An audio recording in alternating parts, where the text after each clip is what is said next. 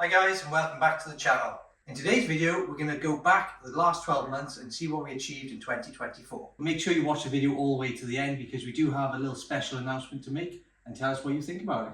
The first task of 2024 was to dig out the oversight of the existing building. This is to carry through a uniform level for the new flooring. We had to dig down 575mm down from DPC. Now that the family area was done, we could move on to the snug area. So as you can see, the flooring is made up of 100mm black ash concrete sat directly on mud. This is the main reason we decided to dig out the floors that depth, to carry out all the new DPM and concrete for the new underfloor heating. After the few days of just me and Natasha digging out the floor, we decided to rope in our friend Glenn. As you can see, he's a great hand. Once down to the correct depth, we decided to bring up the hardcore to the existing level of the extension. With both those areas complete, we had one whole level to work with. Once all the hardcore was compact and levelled, it was time to add in the blinding sand. The reason we're doing so much early on in January is because over Christmas we decided to commit to pouring the concrete in the last week of January. So after installing the DPM, we then had to install the reinforcing mesh. These were sat on top of concrete chairs. Once we tied all the mesh, it was the fun part of pouring all the concrete. This had to be pretty level, so we double checked everything to make sure it was spot on. With the concrete now dry, as you can see, this really changed the space. So in February, we had a grabber truck take away around 24 tons of earth, and then we also started to relocate our temporary kitchen. We had to go back outside and finish the skylights.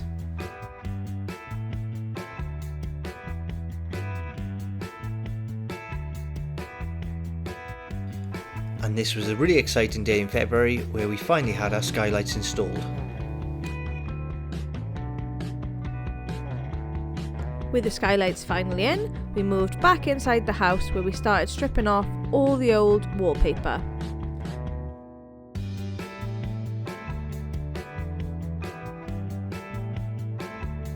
As it had been so damp inside, all the wallpaper came off with ease.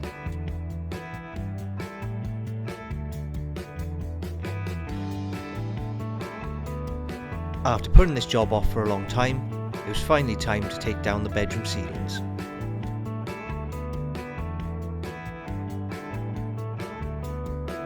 We thought this was really messy work at the time, but we didn't know what the next few weeks had in store for us.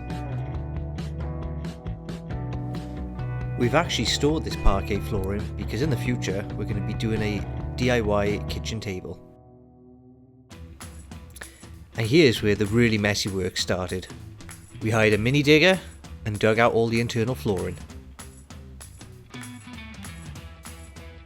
Because of the shapes and size of the rooms, we could only dig up about 3/4 of the room, so the rest of the room was dug up and just left loose, and we had to handball it all out. With one room complete, we moved on to the next room.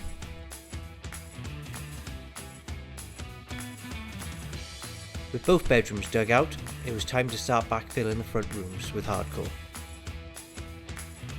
All the prep work complete, and it was time to get these rooms filled with concrete. With the two front rooms done, it was time to repeat the process for the utility, bathroom and hallway.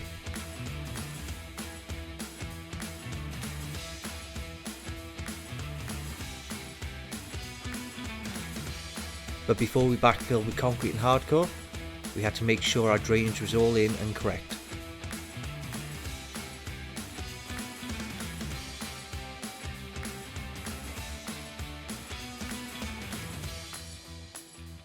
And at the end of March, we had our final concrete pour installed.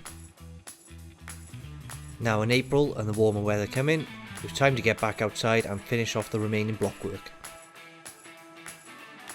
The reason we needed to go and get this done was because we were still hiring scaffolding, and we'd already had this up 7 months, so we just had to bite the bullet, get outside and get it done. After getting the blockwork to level and prepping for the cabin, we had to wait for the cabin to be delivered, so it was back inside we went. To make sure we had space in the bedroom and the bathroom, we had to remove the back-to-back fireplace and brick it back up square.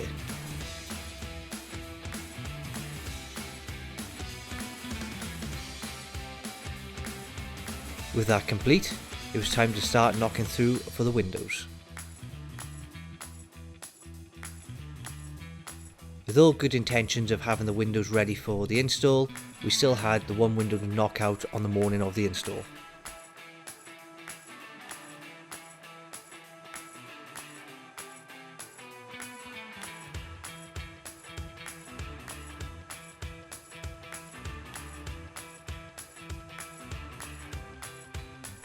With the windows done, we then decided to move on to the front porch area.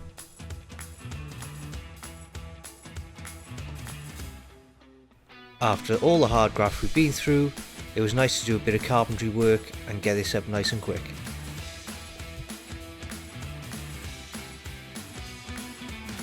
We even installed this little flat roof, which was a lot easier than our extension. But we had to go back inside to get the last little bit of concrete done by hand.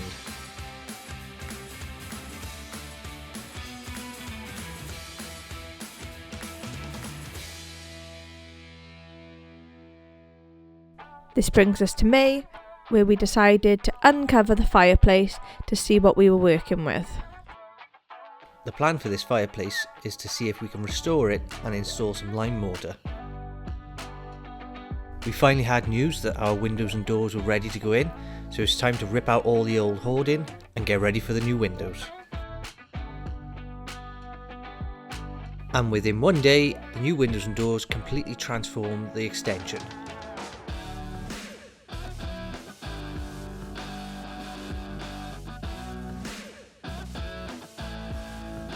And while we were installing the doors and windows, it was finally time to receive the delivery of our cabin. Now that we were totally watertight, it was time to start prepping the flooring, ready for the underfloor heating to be installed. Although being lightweight material and easy to cut, this was one of the hardest tasks for us to carry out during this build.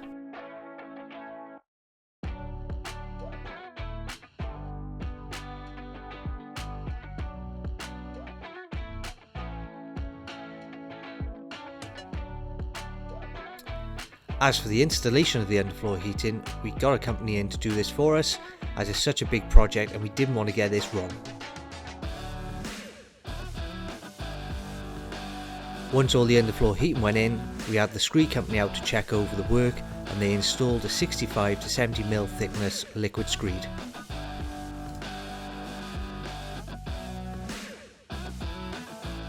At the end of May, with the screed dry, we were able to start works on building our bathroom.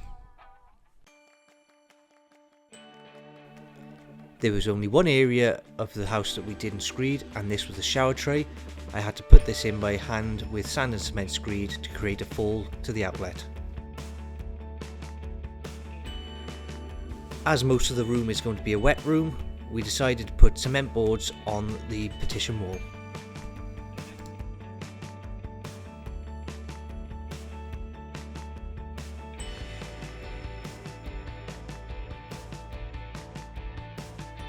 I even turned my hands to some basic plumbing. Now halfway through the year, we started battening out the ceilings to make sure they were level. We had to do this in every single room because all the ceiling joists were out, and also they weren't 400mm centres, and this made it easier. To save a big chunk of money on all the electrical work, I done all the chasing out and installing of the back boxes. We had a few sunny days and thought we would go outside and do some painting.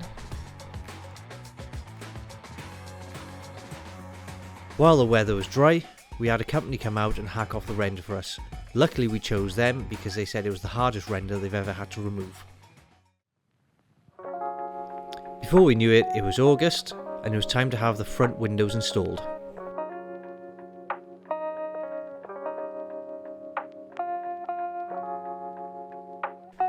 We were so tired from all this building work, we decided to take a little weekend off and nip up to DIY Kitchens to pick our kitchen.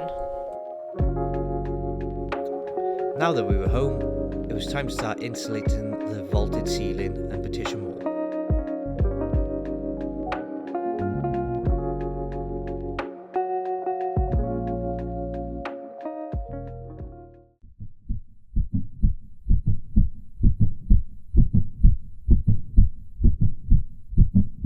So, it's been about 3 to 5 weeks. We've known for 1 week Natasha has been pregnant, and she's just laying there now, only 5 weeks in. She's feeling exhausted, and this is the state of the house. We've got a baby on the way, and I think we need to step up the gear. We've got a kitchen coming in 3 to 4 weeks, and we need to get this plastered. We need to get all the bedrooms finished and the bathroom finished, and this has really put the pressure on. 9 months now to get it all done.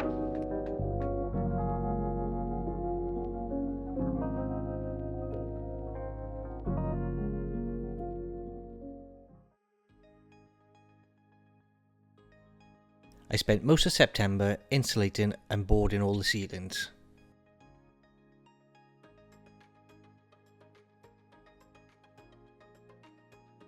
As I had the plasterboard lifter on higher, I thought it would be best to try and get all the ceilings up first and get the lifter off higher.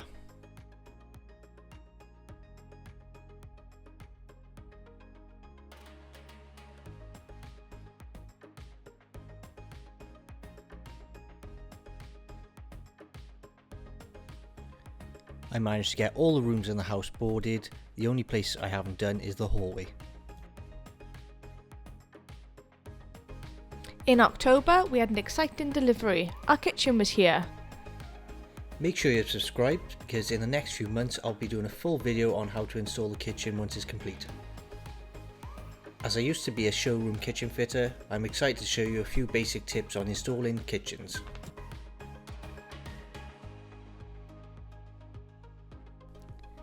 In October and November, I really started to struggle with the morning sickness. This had an impact on the build because I wasn't able to come in the house, help Rhys, do any filming, or pretty much do anything. During this time, most of my time was spent caring for Natasha. She couldn't really do much because she had such severe morning sickness and it was affecting her day-to-day lifestyle.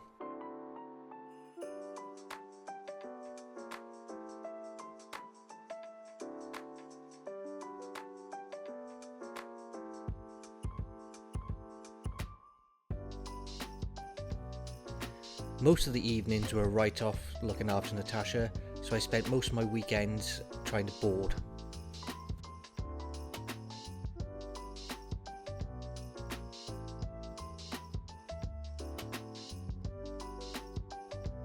So during December we had a few things carried out, such as the new electrical board installed and temporarily signed off until all the sockets and light switches are installed. We also decided to purchase a new attic hatch and install this. But mainly we spent a lot of time with family and friends because Natasha started to feel a bit better and we wanted to enjoy the festive period. So now you guys are all caught up and Natasha's feeling better. Hopefully we'll be posting a lot more videos soon. So the baby is due in May, so the pressure is on to try and get this build wrapped up as quickly as possible. As always guys, if you like this video, leave a comment down below, give us a like and subscribe. We're trying to grow this channel, and although we're going to be wrapping up the inside of the build in the next few months, there's still a lot of work to do outside and we've got lots of videos to come.